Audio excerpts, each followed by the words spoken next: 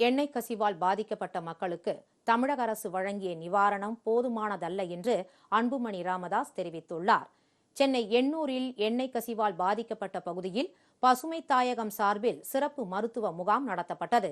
சிவன்படை குப்பம் எல்லையம்மன் கோவில் அருகில் உள்ள மாநகராட்சி பள்ளி வளாகத்தில் நடைபெற்ற மருத்துவ முகாமில் பாமக தலைவர் அன்புமணி ராமதாஸ் கலந்து கொண்டு முகாமை தொடங்கி வைத்தார்.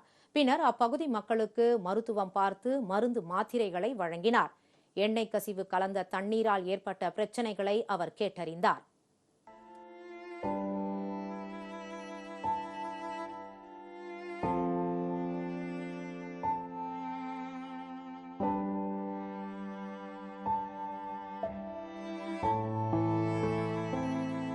என்னென்ன பண்ணணும், ஏன்னா ரொம்ப மோசமா இருக்குது. இன்னும் ரெண்டு மூணு வருஷத்துக்கு இங்க வாழ்வாதாரம் கிடைக்காது போறீங்க.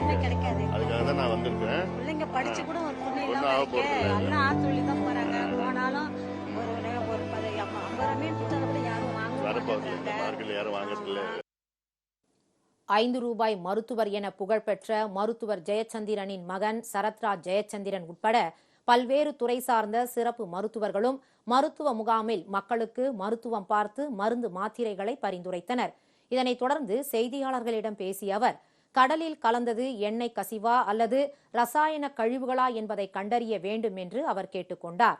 இதனை கண்டறிய உடனடியாக ஓய்வு பெற்ற உயர்நீதிமன்ற நீதிபதி தலைமையிலான ஒரு குழுவை தமிழக அரசு உடனடியாக அமைக்க வேண்டும் அல்லது நடுவண் புலனாய்வுத்துறை விசாரணை நடத்த வேண்டும் என்று கேட்டுக்கொண்டார். இது மிகப்பெரிய சுற்றுச்சூழல் கேடு என்ற அவர், இதற்கு தமிழக அரசு வழங்கிய நிவாரணம் மிக மிக குறைவு என்றும் அவர் சாடினார். இது கச்சா எண்ணெய் கசிவா இல்ல ரசாயன கசிவா, இது இன்னும் மக்களுக்கு புரியவில்லை, எங்களுக்கும் தெரியல. இன்னொரு பகுதியில் ஏற்பட்ட எண்ணெய் கசிவு அடுத்த 2-3 ஆண்டுகளுக்கு மிகப்பெரிய பாதிப்புகளை கொடுக்கும், சுற்றுச்சூழல் பாதிப்புகளை கொடுக்கும். மனிதர்களுக்கு மட்டுமல்ல, கால்நடைகளுக்கும் விலங்குகளுக்கும் மீன் வகைகளுக்கும் மிகப்பெரிய அளவிலே சுற்றுச்சூழல் கேடு இந்த கசிவால் ஏற்படும்.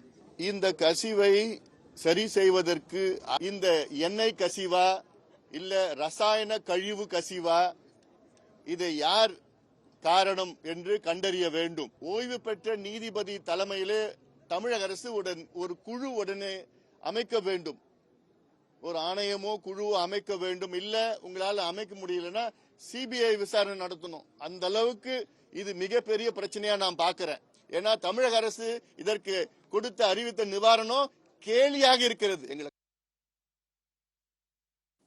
எண்ணெய் கசிவால் பல்வேறு உடல்நல பிரச்சினைகளை அப்பகுதி மக்கள் சந்தித்து வருவதாக கூறிய அவர், வாழ்வாதாரத்தை இழந்துள்ள மக்களுக்கு அரசு வழங்கிய இழப்பீடு போதுமானதல்ல என்றும் கூறினார்.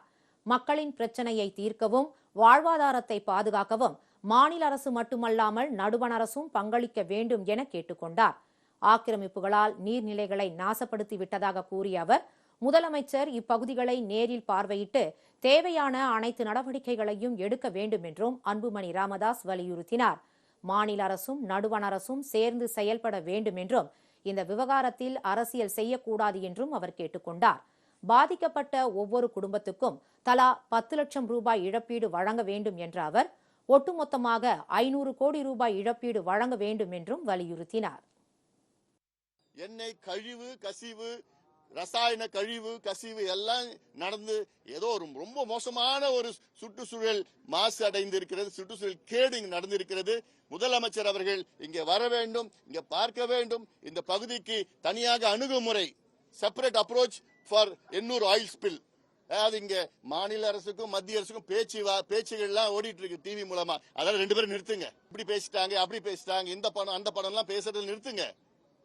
2 பேரும் சேர்ந்து பண்ணுங்க. பாதிப்பு மக்களுக்கு. நீங்க டிவியில் அரசியல் பேசிட்டு இருக்காதீங்க. எங்களுடைய கோரிக்கைனா குறைந்தது 500 கோடி ரூபாய் இந்த மக்களுக்கு கொடுக்கணும். பாதிக்கப்பட்ட மக்களுக்கு கொடுக்கணும், இழப்பீடா கொடுக்கணும். ஏன்னா 2-3 ஆண்டுகளுக்கு இவங்களுக்கு வாழ்வாதாரம் இருக்க போவது கிடையாது. இப்ப கூட சொல்றாங்க, மீன் பிடிச்சாலும் யாரும் வாங்க மாட்டாங்க. இந்த எண்ணெய் கசிவுனா இது இன்னும் கொஞ்சம் காலம் இருக்கும், 1 வருஷம் 2 வருஷம் இருக்கும். அதுல அந்த படிவு அதெல்லாம் படிஞ்செல்லாம் இருக்கும். அதுல மிகப்பெரிய ஒரு பாதிப்பா பார்க்கணும். என் கணக்கு குறைஞ்சது ஒரு குடும்பத்துக்கு ஒரு 10 லட்சம் ரூபாய் கொடுக்கணும். மழை வெள்ளத்தால் பாதிக்கப்பட்டுள்ள தூத்துக்குடி மாவட்ட மக்களுக்கு உலகெங்கும் வாழும் தமிழர்கள் உதவி செய்ய வேண்டும் என்றும் அன்புமணி ராமதாஸ் கேட்டுக் கொண்டார்.